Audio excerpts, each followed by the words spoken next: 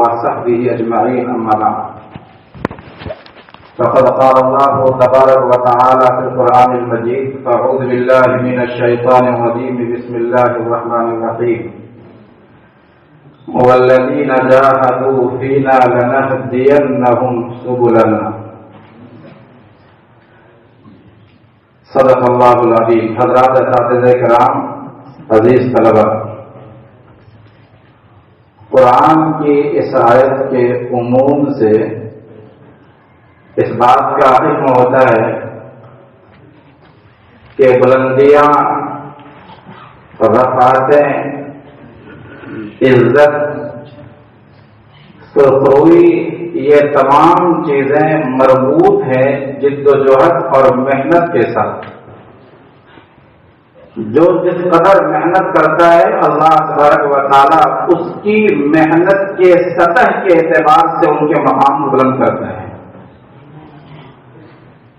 محنت کے اعتبار سے جس لائن میں جو محنت کرتا ہے، حضرات صحابہ کرام رضی اللہ عنہم اجمعین نے محنت کی تعلق مع اللہ میں تو وہ حضرات اس منزل کو پہنچ گئے کہ قیامت کا کوئی گروہ ان کے مقام کو نہیں پا سکے گا، رضی اللہ عنہم ورضوا عنہ۔ مغربی ممالک نے محنت کی ٹیکنالوجی میں، ان لوگوں نے محنت کی عصری علوم و فنون میں، تو ساری دنیا پر آپ ان کی حکمرانی ہے۔ کسان محنت کرتا ہے کھیت میں تو 2-3-4 مہینے کے بعد دیکھتا ہے اس میں غلہ لہلہاتا ہوا اسے نظر آتا ہے۔ محنت کے بغیر کوئی آدمی کبھی کامیاب نہیں ہوتا۔ خواب دیکھنے سے کامیاب کوئی نہیں ہوا ہے، نہ قیامت سے ہو سکتا ہے۔ صرف آرزوؤں سے، تمنا سے کہ ہم ایسا بنیں گے، ہم ایسا بننا چاہتے ہیں۔ لوگ آج بھی حضرات فقہاء اور محدثین جن کو صبح سے شام تک ہم پڑھتے ہیں اور مدارس کی چہاردیواری میں نام سنتے ہیں، جن کے نام سن کر آج بھی ہزاروں سال کے بعد بھی، صدی گزر جانے کے بعد بھی عقیدت سے نگاہیں جھک جاتی ہیں۔ آپ ان کے ماضی کو آپ پڑھیں گے، ان کے طالب علم کی زندگی کے واقعات آج پڑھیں گے تو آپ کو حیرت ہوگی کہ یہ کہیں ناول تو نہیں ہے، کہیں یہ افسانہ تو نہیں ہے۔ ان کی جو محنت کے واقعات ہیں، انہوں نے جو محنت کی، جد و جہد سے جو کام کیا، اگر تاریخ کے اوراق شاہد نہ ہوتے تو آج 1 صدی کے بعد ان کی محنت پر اور ان کے اس جد و جہد پر یقین کرنا مشکل ہو جاتا ہے۔ کیا آپ کو حیرت نہیں ہوتی ہے کہ لوگ کہتے ہیں، مورخین نے لکھا ہے کہ جا رہے ہیں بارات میں، لوگ جا رہے ہیں، گرد اڑتی ہے اور پڑھنے والا وہ کتاب کے مطالعے میں اس قدر انہماک ہے کہ پوچھنے والا کہتا ہے کیا ادھر سے بارات گزری ہے، تو وہ کہتا ہے کہ مجھے تو معلوم نہیں، لیکن ہاں میں نے اتنا احساس ہوا کہ گرد اڑی ہے اور میری کتاب پر پڑھی ہے۔ کیا تاریخ میں نہیں ہے کہ لوگوں نے پانی مانگا پینے کے لیے اور پانی کے بجائے ان کے والد نے جب انہیں ارنڈی کا تیل دے دیا تو انہیں احساس نہیں ہوا، فرق معلوم نہیں ہوا کہ یہ پانی ہم پی رہے ہیں یا تیل پی رہے ہیں۔ کیا تاریخ میں نہیں ہے کہ دکانداروں نے جب دکانیں بند کی تو ان کے دروازوں کے اندر سے روشنی جو آتی تھی، اس کے دروازے کے سراغ سے آنے والی روشنیوں میں انہوں نے پوری رات گزار دی ہے۔ فقہ حنفی کا مدار امام محمد رحمۃ اللہ علیہ پر ہے۔ فقہ حنفی کی جتنی روایتیں موجود ہیں امام محمد رحمۃ اللہ علیہ سے منقول ہیں۔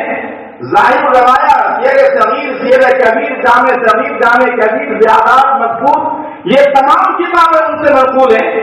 امام شافعی رحمۃ اللہ علیہ فرماتے ہیں کہ جب اذا اخذ فی المسألۃ کأنہ قرآن ینزل، امام محمد کا ایسا مقام تھا، امام محمد کو اللہ نے اس کا رتبہ دیا تھا کہ جب بولتے تھے کسی مسئلے پر ایسا محسوس ہوتا تھا کہ قرآن کا نزول ہو رہا ہے۔ امام شافعی رحمۃ اللہ علیہ فرماتے ہیں امام محمد کے بارے میں کہ اہل حدیث میں حلال اور حرام میں ناسخ اور منسوخ میں نے اپنی آنکھوں سے ان کے بڑا کوئی عالم نہیں پایا ہے. کیا آپ سے امام محمد بنے تھے؟ نہیں. ان کی سیرت پڑھیے. آپ کو ان کے سیرت نگاروں میں لکھا ہے، تذکرہ نگاروں میں، کہ امام محمد رحمۃ اللہ علیہ رات بھر نہیں سوتے تھے اور کم اوقات سوتے تھے. چند گھڑیاں، چند ساعتیں گرمی کے مہینے میں اپنا کپڑا اتار لیتے تھے. گرمی کے مہینے میں کتابوں کے مطالعے میں انہماک ایسا ہوتا تھا کہ وہ اپنے کپڑے اتار لیتے اور بازو میں پانی کا ٹس رکھا رہتا تھا. جب کبھی رات کی طوالت کی وجہ سے زیادہ دیر جانے کی وجہ سے غنوص کی تاری ہوتی تھی تو وہ پانی اپنے بدن پر، اپنے چہرے پر چھڑکاؤ کیا کرتے تھے تاکہ کتاب کے مطالعے میں کوئی خلل پیدا نہ ہو. کسی نے کہا کہ حضرت آپ اس قدر آپ محنت کرتے ہیں اور اس قدر آپ گویا مسئلے مسائل کے عقد میں استفاد میں لگے ہوئے ہیں، آپ کو اپنی صحت کی فکر نہیں ہے. امام محمد رحمۃ اللہ علیہ نے فرمایا کئی تو آرام وقت نامت عیون المسلمین سبق سنن آ رہی گا. میں کیسے سو ساری دنیا سو رہی ہے اس بات پر بھروسہ کرتے ہوئے کہ اگر کوئی مسئلہ پیش آیا تو جا کہ میں محمد سے پوچھ لوں گا. لو نیم تو نظر دین، اگر میں بھی سو گیا دین ضائع ہو جائے گا. ان کے ایک شاگرد ابن سماع فرماتے ہیں امام محمد رحمۃ اللہ علیہ میں نے اپنے استاد کو دیکھا تو سلام کرتا تھا، کتاب کے مطالعہ کرتے ہوئے تو جواب دینے کے بجائے دعائیں دینے لگتے. انہیں یہ پتہ نہیں چلتا کہ آنے والا آدمی سلام کر رہا ہے یا کیا کر رہا ہے. ان کے نواسے نے لکھا ہے، امام محمد کے نواسے نے، کہ میں نے اپنے والدہ سے پوچھا کہ میرے نانا جان کا اپنے گھر میں کیا مصروفیت تھی. انہوں نے ایک چھوٹے روم کی طرف اشارہ کرتے ہوئے کہا کہ یہ کوٹری ہے جس میں تمہارے نانا امام محمد رہا کرتے تھے. پوری رات کتابیں بکھری رہا کرتی تھی اور وہ بہت کم سوتے تھے. اور انہوں نے لکھا، انہوں نے کہا کہ وہ اپنے مطالعے کے وقت میں کسی کی طرف نگاہ اٹھا کر نہیں دیکھتے تھے، بات بھی نہیں کیا کرتے تھے. کپڑے جو ان کے بدن پر ہوتے تھے میلے اور کچیلے، ان کو احساس نہیں ہوتا تھا کہ میرے بدن پر یہ کپڑا میلا ہو رہا ہے، کچیلا ہو رہا ہے. گھر والے اقرار کہتے تھے کہ کپڑا بدل لیجیے، میلا ہو گیا، تب کہیں کپڑا بدلا کرتے تھے. ان کے شاگرد نے لکھا ہے کہ رأیت محمدا یذهب الى السباغین ویسأل عن معاملاتهم. کتابوں میں ہی نہیں بلکہ وہ مارکیٹ جاتے تھے اور مارکیٹ میں رنگریزوں سے طرح سے ان کے کاروبار کے انداز پوچھا کرتے تھے، معاملات پوچھا کرتے تھے اور دیکھتے تھے کہ ما یدیرونها فیما بینہم، آپس میں کیا تھوڑے تھوڑے وقتوں میں کاروبار کا نہج بدل جاتا ہے، حکم اس کا بدل جایا کرے گا. امام محمد رحمۃ اللہ علیہ کہ اس محنت نے ان کو یہاں تک پہنچایا. یہ جو عزت تھی بادشاہوں کے بڑے بڑے پی ایم اور بڑے بڑے وزراء کی عزتیں ان پر قربان ہیں. ابن مبارک رحمۃ اللہ علیہ جب گزر رہے تھے بغداد سے، خلیفہ ہارون رشید بھی چڑھا چھت پر، ان کی بیوی بھی چھت پر چڑھ کر کے دیکھ رہے تھے. پورے بغداد اٹھ کھڑا ہوا تھا ان کے استقبال کے لیے، گردیں پورے بغداد اڑ رہی تھی. تو ان کی بیوی نے حیرت میں اپنے شوہر سے کہا، خلیفہ ہارون رشید سے، کہ تمہاری کیا حکومت ہے؟ حکومت اس ابن مبارک رحمۃ اللہ علیہ کی عبداللہ کی حکومت ہے. ابن المبارک کی یہ حکومت ہے جو لوگوں کے دلوں پر حکومت کر رہا ہے. محنتوں سے انسان آگے بڑھتا ہے. والذین جاہدوا فینا لنہدینہم سبلنا. کوئی آدمی اگر کرکٹ میں رن کر رہا ہے اس میں آگے بڑھ رہا ہے، آج نام کما رہا ہے. کوئی آدمی کسی بھی میدان میں جا رہا ہے اس میں نام کما رہا ہے. علامہ یوسف بن نوری رحمۃ اللہ علیہ نے لکھا ہے معروف سنن میں کہ علامہ نواز شاہ کشمیر رحمۃ اللہ علیہ فرمایا کرتے تھے کہ جب میں بیت اللہ گیا، میں نے بیت اللہ کا پردہ پکڑ کر کے میں نے اللہ سے دعا کی، اے میرے رب دو جہاں، اے میرے پروردگار، میرے قوت حافظہ کو بڑھا دیجیے تاکہ میں آپ کے محبوب کی حدیث میں یاد کر سکوں اور اسے یاد رکھ سکوں. اور پھر لکھتا ہے کہ مولانا احمد شاہ کشمیری رحمۃ اللہ علیہ خود فرماتے ہیں کہ ایک مرتبہ کتاب دیکھ لینے کے بعد 28 سال تک اس کے حاشیہ بھی میں فراموش نہیں ہوتا ہے اور اس کا حاشیہ بھی میرے ذہن سے بہتر نہیں ہوتا ہے۔ لیکن محنت کا کیا حال ہے؟ مفتی محمد شفیع صاحب رحمۃ اللہ علیہ فرماتے ہیں کہ میں جب آخری دور میں جب ڈاکٹر نے کہہ دیا تھا کہ مت پڑھیے کتابیں، آپ مطالعہ نہیں کیجیے، آپ کی بینائی پہ صحت کا اثر ہوگا، صبح سویرے فجر کی نماز کے بعد جب میں پہنچا خدمت کے لیے تو میں نے دیکھا حضرت مولانا مفتی محمد شفیع صاحب فرماتے ہیں میں نے دیکھا کہ وہ اپنے روم کا کمرہ کھول کر کے ابھی وہ اس سال بھی مکمل نہیں ہوا ہے، جھک کر کے کتابوں کے مطالعے مصروف ہے۔ حضرت نے فرمایا، مفتی شفیع صاحب نے فرمایا کہ حضرت یہ کیا کر رہے ہیں، اپنے صحت پر ظلم کر رہے ہیں، کون سا ایسا مسئلہ ہے جو آپ کے علم میں نہیں ہے، اور اگر کوئی ایسی بات تلاش کرنی ہے تو ہم خدام کس دن کے لیے ہیں۔ حضرت نے جواب دیا، میاں شفیع وہ بات تو اپنی جگہ پر ہے، لیکن وہ ڈاکٹروں کی بات اپنی جگہ پر ہے، لیکن کتابوں کا مطالعہ یہ میرا روز بن گیا ہے۔ اگر میں کتابوں کا مطالعہ نہیں کرتا ہوں مجھے چین نہیں آ سکتا ہے۔ کاش کہ آج بھی طلبا اپنی کتابوں کے مطالعے کو روز بنا دیں، کتابوں کے مطالعے کو کہ اس کے بغیر چین نہ آئے۔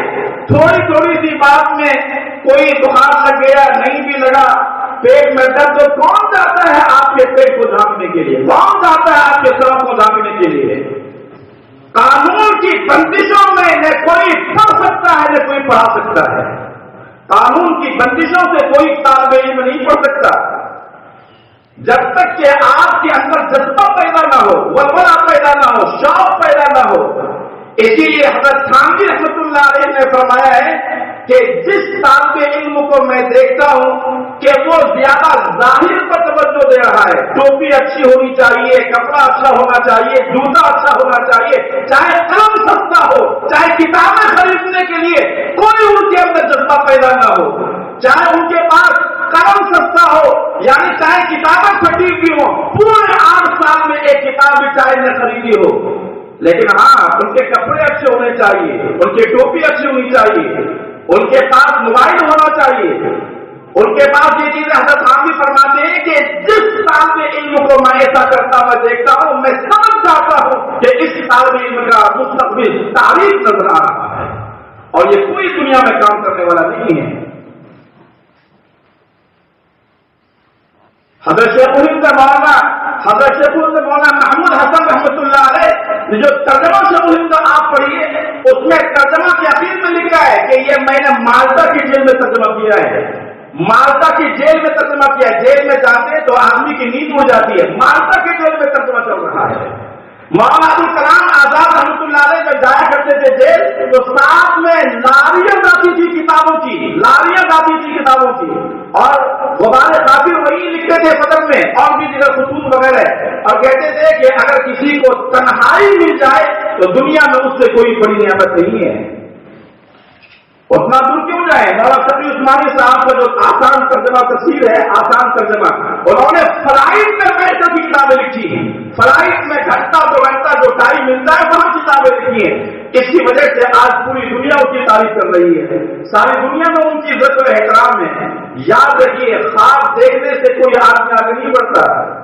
پچھلے سال کرناٹک میں جب گیا تھا تو ایک صاحب نے بتایا کہ میرے لڑکے کا امتحان ہوا، ان کو MBBS میں جو امتحان ہوتا ہے، نیٹ کا ایگزام ہوتا ہے، انہوں نے کہا کہ میرا بیٹا MBBS میں الحمدللہ وہ کامیاب ہو گیا امتحان میں، اور پھر میں نے اسے سنا تو کہنے لگا کہ یہ جو اوپر روم بنا ہوا ہے، میرے بچے نے، میرے لڑکے جہاں 9 مہینے تک اوپر سے نیچے لیا ہے، جب امتحان دینا تھا، ایگزام دینا تھا، 9 مہینے تک صرف نماز پڑھنے کے جاتا تھا، مسجد سامنے میں تھی، وہ نماز بھی پڑھتے تھے، 9 مہینے تک کہیں گھومنے بھی نہیں گیا ہے، کہیں بھی نہیں گیا کسی رشتے دار کے یہاں، کہ کوئی شوق، کوئی ذوق، کوئی اس طرح کی چیزیں۔ آج بھی اصلی علوم کے پڑھنے والے محنت کر رہے ہیں، یہ تو ہمارا کام تھا، یہ تو ہم اپنے اکابر سے کٹتے چلے جا رہے ہیں۔ ہمارے اکابر، ہمارے اساتذہ نے جو ہمیں ذوق دیا، محنت کی، آج یہ تبرع پرہیزگاری پر جو باتیں آپ سنیں सफी अबुल्लैस समरकंदी रहमतुल्लाह अलैह वो बड़े ताबिर भी थे, कारोबार के लिए कहीं जा रहे थे, रास्ते में डाका पड़ गया, उनके काफिले पर याद आता है तो उनके पूरे काफिले को लोगों ने लूट लिया।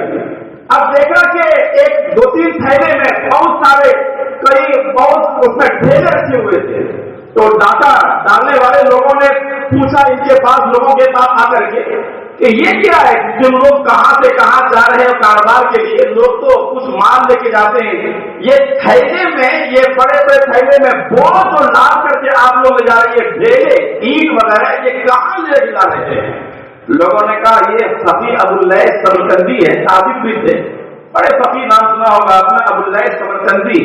जब उनसे पूछो कि वो वही ढेले लेकर के जा रहे हैं, उनसे लोगों ने पूछा, वही डाकुओं ना करके, कि आप ये अपने साथ में ये लेके क्यों जा रहे हैं? कहने लगे कि रास्ते में कहीं भी इस्तिंजा की जरूरत पड़ सकती है, इसलिए मैंने अपनी ममलूका जमीन से ढेले उठा करके मैं लेके जा रहा हूं, ताकि दूसरों की गैर ममलूका जमीन से मुझे ढेले उठाने की नौबत न आए। ये बहुत तकवा था, उनकी परेशानी थी। ये तमाम चीजें ये सिर्फ इसलिए सुनाए जाते हैं ताकि हमारे अंदर जज्बा पैदा हो, हमारे अंदर शौक पैदा हो।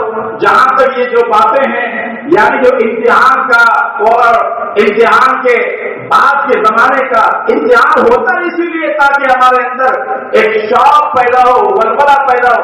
यह मत देखिए कि आज हम कामयाब हुए या नहीं हुए, आइंदा 8 साल गुजारने के बाद जब आप यहां से जाएंगे तो वो जिंदगी आपकी कैसे गुजरेगी, आप उसको देखें। यहाँ तो आप अव्वल से 2 चले गए, नहीं भी पास हुए तो जिंदगी इम्तिहान हो गया, पंजुम से शतुम चले गए, हफ्तुम से दौरा चले गए।